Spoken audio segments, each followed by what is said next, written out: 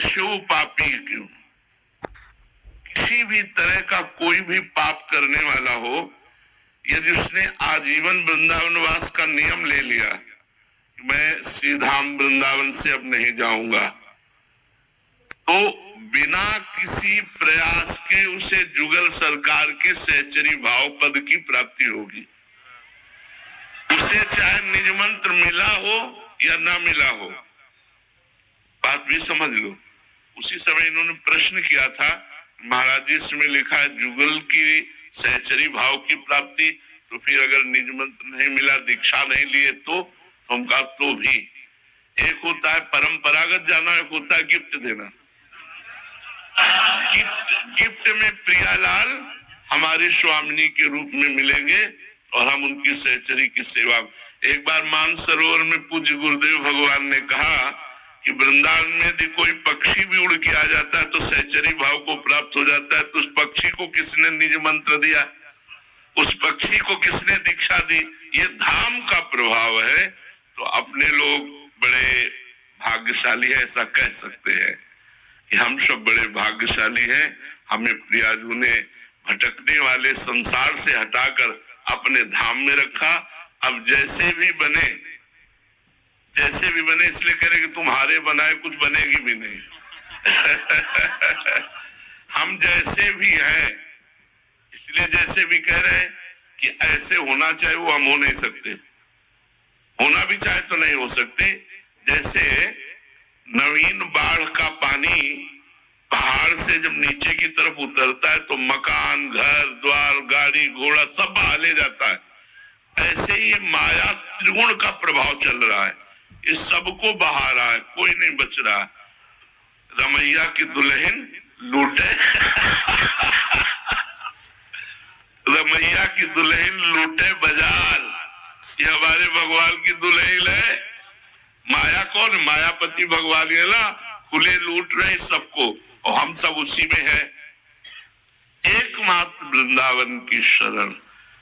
तो वृंदावन की शरण कैसे?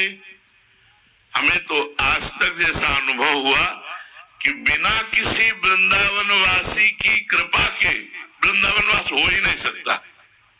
जैसे हमें हुआ तो श्री राम शर्मा आचार्य की कृपा से, वो वृंदावन वासी और रास उपासी और रास का प्रकट दर्शन कराने वाले, उनका आशीर्वाद जब उनके चरणों में लौट गए, बोले बाबा मेरी एक बात मान, तू वृंदावन आ जा, तुझे बिहारी जी कभी छोड़ेंगे नहीं।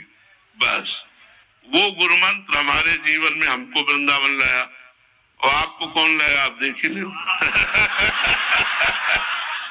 कि अगर आप आए हो तो कहां से कैसे आए हो, कहीं ना कहीं वृंदावन के रसिकों की वाणी गई और आपको लाई। तो बस पड़े रहो। श्री धाम वृंदावन का द्वार मत छोड़ना। महारानी जो कभी गलबहिया दे के निकलेंगे, देखेंगे हमारे द्वार पे पड़ा।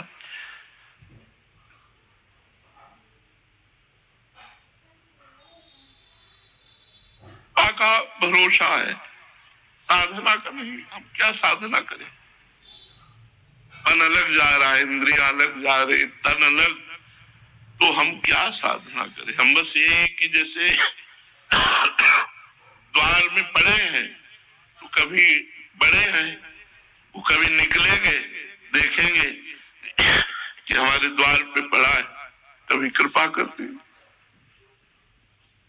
ये आचार्य और गुरुजनों के द्वारा प्रकाशित किया हुआ मार्ग है, इसमें हम जो जुड़े हैं ये निश्चित वही हमें पहुंचना है। बस धैर्य पूर्वक रहें और इधर उधर जो मन की वृत्ति जाती है उसे थोड़ा समेटने की कोशिश करें कह रहे हैं, समेट ले वैसा हम नहीं कह रहे, समेटने की कोशिश करें।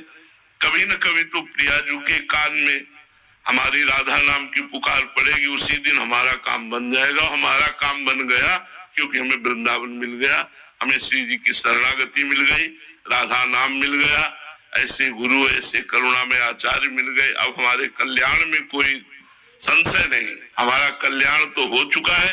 अब हमें श्री जी की सेवा में पहुंचना है।